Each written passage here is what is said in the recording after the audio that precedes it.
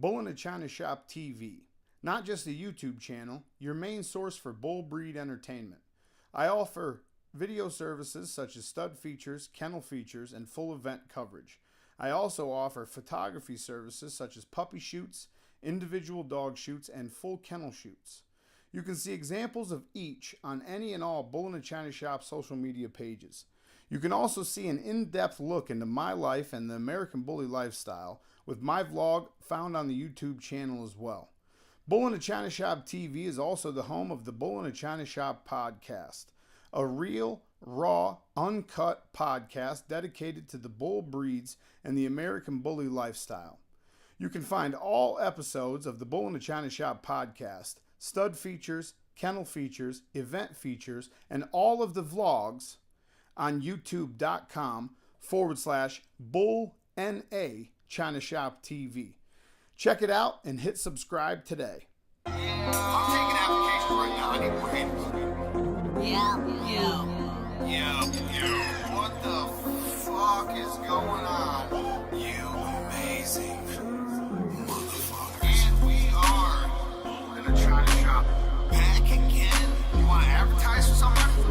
www.advertisebutton.Bull-NA-ChinaShop.com. What the fuck is the week? Stop taking fucking pictures. Gonna be hosted by yours truly, Ty Lonely. No.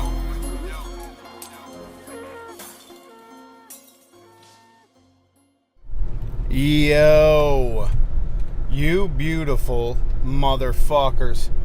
So, episode 63 this week. It's Wednesday. We are recording episode 63 of the Bull-NA-ChinaShop podcast. Now, as always, I'm on the road driving. Going to meet a shipper to drop off a puppy who will be headed to his forever home, hopefully. And you do everything you can to try to make sure you get him into a home that's going to be a forever home. You try to do everything you can to try to make sure you screen the people buying your stuff as much as possible. There's just always that doubt in the back of your head, Anyway, so that's what we're headed right now to meet the shipper. And, to make it more convenient for him, obviously, instead of having him come all the way to the house, we have to drive a couple hours to meet him. Ain't no big deal, other than we still have to record a podcast because it is Wednesday. Now, one thing I do want to talk about before we get too far is Abkc Nationals. Abkc Nationals this year, November 11th, Chicago, Illinois, Navy Pier, okay? Abkc Nationals is the annual end-of-the-year prestige event hosted by the Abkc, where the top dogs of the year come together to compete. November 11th, Chicago, Illinois, world-famous Navy Pier. Exclusive custom trophies, coveted Abkc Best in Show multi-breed statue. This year, your judges will be Senior Abkc Judge Rolando Mata and multi-breed Abkc Judge Ty Lumley. That name sounds familiar? That Ty Lumley name? That sounds awful familiar to me. Can't put my finger on it. Oh, I'm judging nationals. Never gets old saying that. Awards. There will be award ceremonies honoring our veterans. Special dedication to the Wounded Warrior. Will be presented with a statue, as always. Every year there's a Wounded Warrior presentation with a big statue. The titling and awarding of the Abkc Top Dogs for 2017. This will be a worldwide event. There will be attendees from all over the world. It will feature breeds such as the American Bully, French Bulldog, Shorty Bull, English Bulldog, Old English Bulldog, Bull Terrier, Miniature Bull Terrier, Cane Corso, and American Pit Bull Terrier. There will also be vendors. There will also be food. There will also be activities for the kids. This is a family event. Bring everyone. If you have any questions on ticket sales, booth sales, hotel info, or parking info, head over to abkc-nationals.com. That's www.abkc-nationals.com. I'm excited, man. I'm excited for nationals. I'm excited to get to Chicago. I'm excited to see some fucking dogs. As a lot of you guys know, I haven't judged at all in the United States this year. Not once in the United States in 2017. Couple reasons behind that. Mostly, I've just been so fucking busy getting the Bull-NA-ChinaShop brand off the ground and building that audience and following behind the brand with the YouTube channel, the videos, with the podcast, with the pictures, with the event coverage, running the microphone in Australia. It's growing and expanding, and my horizons are growing and expanding at the same time. And it just takes up a lot of your time, and committing to judging events 2 times or 3 times, even once a month, sometimes is difficult. That's why I've been taking the international job still. Obviously, traveling is one of the biggest reasons why I still do this judging thing. So, can't complain there.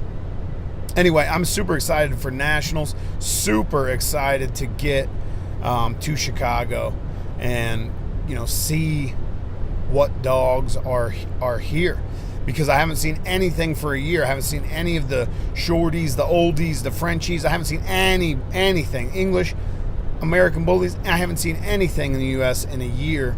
So I'm just excited to get back in there and find the best dog in the country as far as the Abkc is concerned. Mark my words, I will find the best dog. I don't care who the owner is, who the handler is, who the parents are, who the brothers and sisters and uncles and cousins, what line it's from, what pedigree it has. I don't give a shit about any of that. I promise you, if you bring a good dog, I will find it. And the best dog in the building will be the winner at the end of the day. Now, obviously, Rolando Mata is judging the American Bully side of things. So him and I will be coming together for the best in show to make the final decision together. I will also be covering the junior handlers on my side of the ring and all of the other breeds except for American Bully. Super excited about that shit. I cannot wait. Now today, like I said, I'm driving. I'm on the road. I'm always on the fucking road. I don't know how the audio quality behind this is going to be. I don't think you guys are really expecting me to win any sort of fucking awards for production quality. But if there's my GPS screaming at me in the background, or, if there's some sort of jet plane taking off beside me, I apologize. I am on the road. Just wanted to talk a little bit today about the obstacles that we all face with this dog man life. And when I say dog man, I don't just mean men. When I say dog, I should say dog person, but it doesn't sound right. I could say dog woman, but it still doesn't sound right to me. It's just dog, it's dog man shit. It's dog man lifestyle. And that includes all the women out there. It includes all the kids. You don't have to be a grown person to be a dog man. There's obstacles that we all face with this shit. There's hurdles that are going to be put in your path that you can't do anything about. And how you react to those hurdles is going to determine a lot about how much success you actually have in this dog life, this American Bully lifestyle, this bull breed lifestyle that we all love and live. Think about this. In the past 2 years, I've had to deal with pyometra 4 times. Twice, litters were aborted. Twice, females were fixed, and that part of my breeding program was removed from the gene pool. In one case, I actually never got something off the female cashmere that had to be spayed, and that litter with Maestro had to be aborted. So 4 times in the past 2 years, I've had to deal with that shit, and twice I've lost litters. Who knows how many thousands, tens of thousands of dollars were lost. Who knows how many pieces to the future of the program were lost at the same time. You know, could you handle that? If you haven't went through that yet, you know, kudos to you. Kudos to you. It's just a matter of time. The longer you do this shit, the more dogs you're involved with, the more stuff you have your hands in, the more of this shit you're going to experience. It's a numbers game. It's a straight numbers game.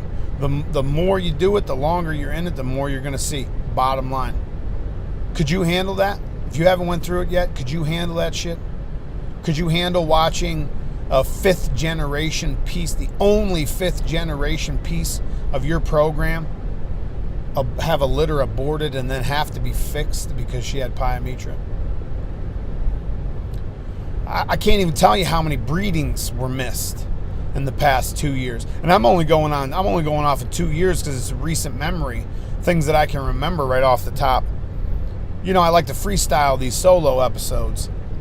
So I'm just going right off the top of my head. So I'm just reaching back 2 years. You know, there's a Demon Boy breeding that was missed. There's a Maestro breeding that was missed. There was a Mega Millions breeding that was missed. And again, there was 2 Maestro breedings that had to be aborted. Not any fault of Maestro. Maestro did his job. The uterus just went toxic on us. Had the pyometra in there. It's just, what I want you guys to think about is these are big hits. And for a lot of programs, that's going to shut them down. You know what I mean? For a lot of the newcomers out there, you know, if you only have 3 females, you're just starting out, just starting to come up. You only have 3 females. Could you handle 2 of those females being pregnant and then having pyometra at the same time and having to abort those litters and then having to spay those females? There goes 66% of your females. You see what I'm saying? You know, for a lot of people, that's going to be a big hit. That's going to be something that really staggers you. You're going to have to really think about what the fuck you're doing. You know, why are you doing this? Why are you living this lifestyle? Do you really love it? Are you just trying to make some money? Because if you're just trying to make some money, a hit like that, you know, that could be financially ruining. You know, if you don't have the proper safety net, the proper nest egg set aside for something like that, for some emergency vet bills. Or think about this. Think about having a female confirmed pregnant, everything's going great. She goes into labor 2 days early. 2 days early. A puppy gets stuck in the canal. You lose the first one. You maybe lose the second one because they're in there too long and it was already in the process of birthing. You know, then you get her to the doc and you have a C-section. Instead of having four big, beautiful, healthy puppies, now you have 2. You know, you paid $5,000 for the stud fee or $3,000 for the stud fee to have 2 puppies. And most for me, that means I'm going to keep both of those puppies. If they're 2 females or a male and a female, keeping them for sure. 2 males, I might let one of the males go, but 2 females or a male and a female, you're keeping those for sure. So there goes $3,000, $5,000, a C-section $6,000. There goes $6,000. Now you did add 2 pieces to your program, which, you know, there's a silver lining to it. But if you're trying to make money, There's no money to be made. Only money to be lost in that scenario. I don't think people realize how everything has to line up for you to have a big payday off of breeding dogs. It does not happen very often. It's more rare than the majority of people think. Because you see these guys on their Facebook and their Instagram, and they're balling, and they got, big wads of hundreds with rubber bands wrapped around them, and they got gold watches, and they got big fancy crates that they roll their dogs into the show on, and they've got these, big fancy cars and things like this. Most of that is an illusion. Most of that is not real life. So once you understand that, it'll it'll help you in the long run. Once you understand that a lot of these guys that are, balling on social media are not really living that life. And to be honest with you, that's not what I strive towards anyway. That's not why I do this. And when you do have a big payday, that's not why you're happy about the payday. For me anyway, I don't give a shit about a watch. I don't even wear a watch. I have tattoos. I'm not covering up my art to wear a fucking watch. It's just not going to happen. I drive a $5,000 SUV. Yeah, I don't, fancy car is not important to me. Materialistic shit is not important to me. What is important to me is living the lifestyle that I love to live. And this dog man lifestyle, dog woman lifestyle, dog person lifestyle, however you want to fucking put it, fluid gendered person lifestyle, however you want to fucking put it, I love it. And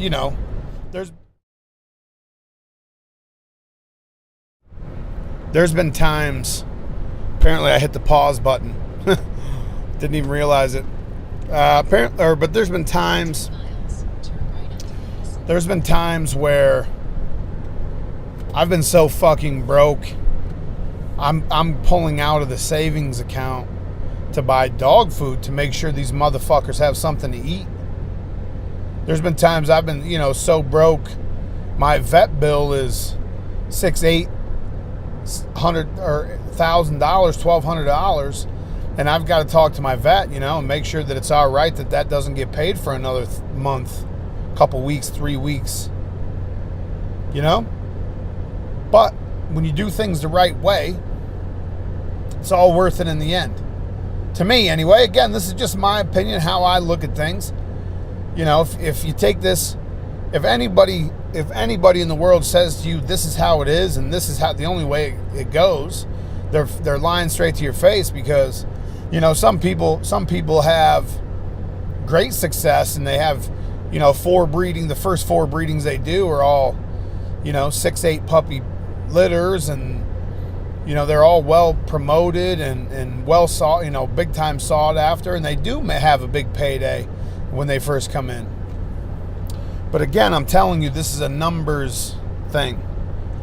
The more you do it, the more you're going to see. The more dogs you're involved with, the more shit you're going to have to deal with. That's just how it works. That's just how it works. But I want you guys to think about some of these things that I'm saying. Could you really withstand those type of hits to your program? Could you really withstand those type of hits to your checkbook? Can you really withstand losing $10,000 tomorrow? I don't know what most of you guys value your breeding stock at, but puppies, show and breeding stock start at $4,000 for me. Do you understand what I'm saying? And that's not something I put out there, braggadociously. I'm not gloating in any way.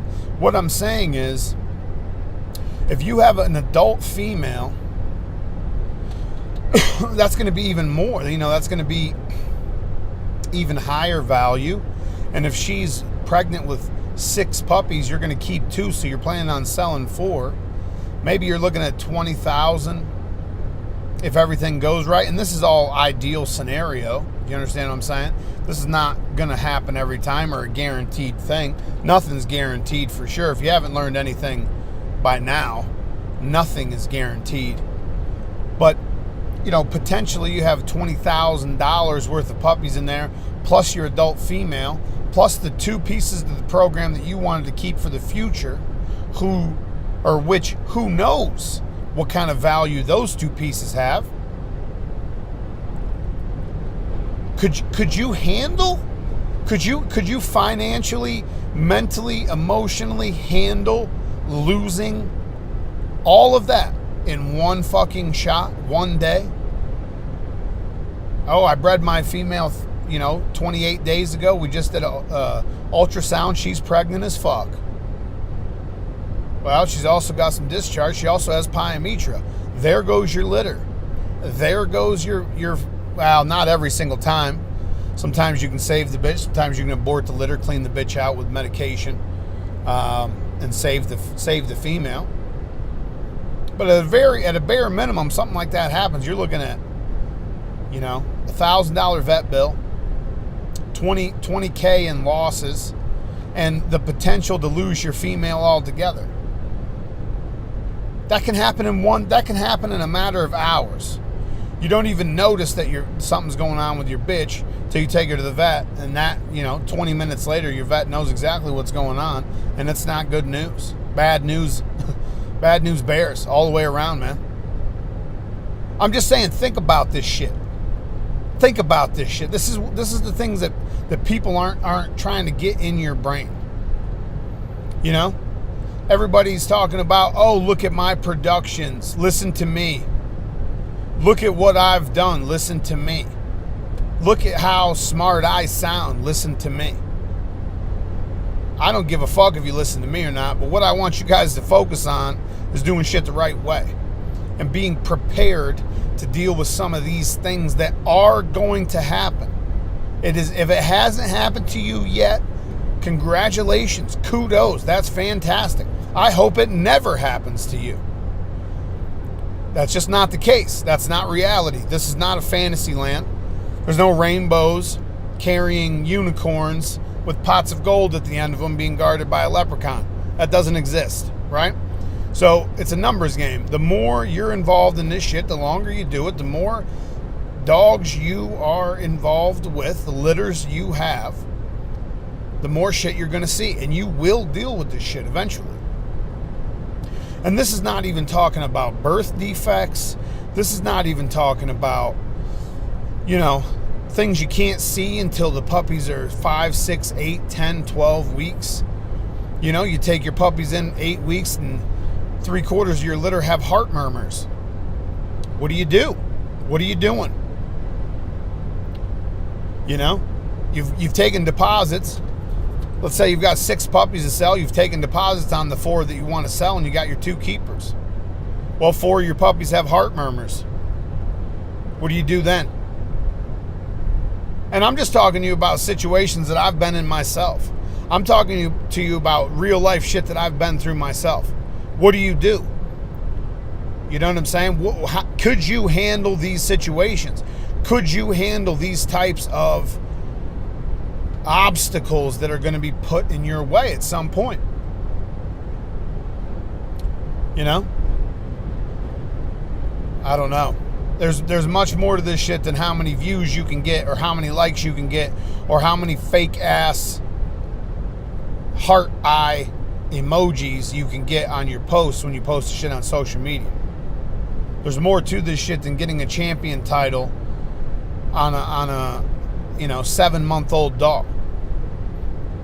There's a lot more that goes into this shit than people think through. You understand what I'm saying? I mean, you have to count your blessings. You have to really appreciate the things that go right, because the longer you do this shit, the more you're going to see days where things go wrong. The more days you're going to go through where you just You're frustrated beyond belief. You don't even want to look at a dog. But you still have to go home and feed 20 of them. You still have to go home and exercise 20 dogs so they don't get cabin fever and start going crazy. You understand what I'm saying? There's things that come along with this shit that people don't tell you about. Are you prepared to have to cull puppies out of the gene pool that you produce? Are you prepared to do that? And I'm not talking about just euthanasia. You know, I'm not just talking about euthanizing clefts when they're born. Yeah, I see whole rescues. I see entire rescues dedicated to cleft palate puppies. That's a bunch of irresponsible motherfucking breeders, in my opinion. That's a bunch of breeders that didn't have the balls to do what they were supposed to do when those cleft palate puppies were born. Do you understand what I'm saying? There's no reason a cleft palate puppy should make it to a fucking rescue. There's no reason. But I'm not just talking about euthanizing. You know, that's a hard cull. I'm talking also about soft culling. Do you have the patience to hold puppies long enough to get them fixed to make sure that they don't get put into the gene pool at a later date? Most people don't. Most people don't. Turn right onto Madison Road. You know, most people make buyers sign a spay or neuter contract. Well, here's a little secret a lot of people don't let you in on. If you let a dog leave your house intact, the vast majority of the time that dog is going to be bred. If you don't take the time to have that dog fixed yourself, and you let that dog leave, whether it's on contract or not, whether it has papers or not, that dog will most likely be bred. Okay? Is what it is. That is what it is. That is part of this game. So, and I hate to say it's a game, that's part of this life. So, if you're going to, I am all about soft culling and pet homing, and I donate to veterans every year, as you guys already know. I'm all about that shit. I'm so much about that shit. But at the same time, you have to do it the right way. You can't just let an intact dog leave your house under contract expecting people to hold up to the contract. Because those people are going to take that puppy home. Those people are going to take that puppy home, and as it grows, they're going to get so much fucking attention from people that live in their area. Oh my God, I love your dog. Oh my God, that's the greatest thing I've ever seen. Oh my God, we should breed it to my bitch. That's going to happen. And these people are not going to be able to turn that attention down. And these people are not going to be able to turn down the opportunity to breed their dog and get something just as amazing out of it. Not only that, but, oh, you mean I could make the money back that I spent on this dog? You mean I can make that back even if I don't have papers? They're going to do it. Trust me, I've seen it happen for 10 years. I've seen it happen. I've made the mistake myself. Again, I wouldn't be talking to you about this shit if I didn't go through it myself. Just trying to help you guys prevent you guys from going through some of the same bullshit that I went through, making some of the same mistakes that I made for no reason, just because I had nobody to tell me that shit. You know? But are you prepared to make the decisions that you need to fucking make as a dog breeder? If a birth defect happens, you need to make the decision to euthanize that puppy. That's the responsible thing to do. You know, I know there's fur moms going crazy, spinning circles in their fucking office chairs right now. I don't care. There should never be a reason to have an entire rescue dedicated to cleft palate puppies. Cleft palate puppies should never leave the fucking vet's office, period. There's no reason for that. That's irresponsible breeder bullshit. That's irresponsible fur mom bullshit. Just my opinion, though. Obviously, as I say all the time, if you don't agree, feel free to tell me to fuck myself. I have no issue with that. And I'm still going to love your face. See, this is one thing people don't understand about me. We can disagree, and it's okay. Just because we have a disagreement or don't see things the same way does not mean we need to have a problem with each other. There's a lot of people right now that have a problem with me because we disagree with things. I have no issue with anybody. I don't give a fuck. I'm just talking about the truth. That's it. You know what I'm saying? You prove me wrong. You prove or show to me a better way of looking at things. I'm open-minded to it. I'm ready. I would love to be more efficient in some things. I would love to see things more clearly than I do now. But just because you have a problem with me doesn't mean I'm going to have a problem with you. And I know that disappoints some people. I don't know what to tell you. We can disagree on things. You cannot like the way I do things. I cannot like the way you do things without having a personal issue with each other. You understand what I'm saying? Everyone's entitled to their opinion. Everyone. It doesn't matter who it is. Anything else? What did I want to talk about? Nothing. That's pretty much it. I don't have anything coming up for the rest of September. It's only about 10 more days. I have nothing for the rest of September. October, I will be in California the first weekend of October doing some filming, doing some photo shoots. I'll have the information out there before I go out. If you're interested in having individual photo shoot, multi-dog photo shoots, videos done of your stud, anything like that, email me at realtylumley@gmail.com. Show hosts, if you're looking to spread your reach a little bit, up your promotion game a little bit, get a few more eyes in the building, and have some dope coverage on the day of your event, email realtylumley@gmail.com. I can help get people in your building. I can help get eyes on your event after it's over, setting yourself up for the future. We can make a dope video. We can do some awesome interviews, a podcast, a meet and greet, educational seminar, anything and everything you need for your event promotion wise. Email realtylumley@gmail.com. I don't really have any ads. Obviously check out Bull-NA-ChinaShop.com. Any and all episodes of the Bull-NA-ChinaShop podcast can be found on the blog page of Bull-NA-ChinaShop.com. The newest episode's at the top. The further you scroll down, the further you go back in the episode library. As always, the Bull-NA-ChinaShop podcast is partially brought to you by the Bully Embassy. Bully Embassy is an elite group of breeders, owners, handlers, and judges from around the world. One of the most sought after groups in the bull breed community. You can find us at almost every event. Just look for the big Bully Embassy tent, or you can find us on Facebook at The Bully Embassy, or find us online at www.thebullyembassy.com.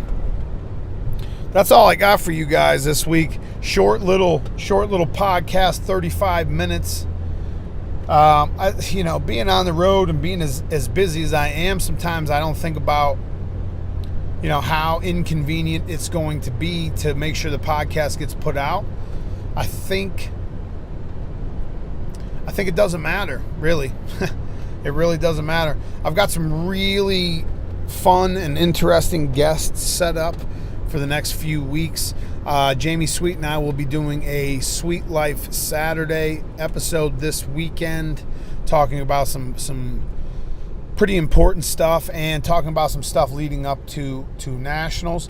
Basically, the big focus for the next couple of weeks, guys, is going to be the national show in Chicago.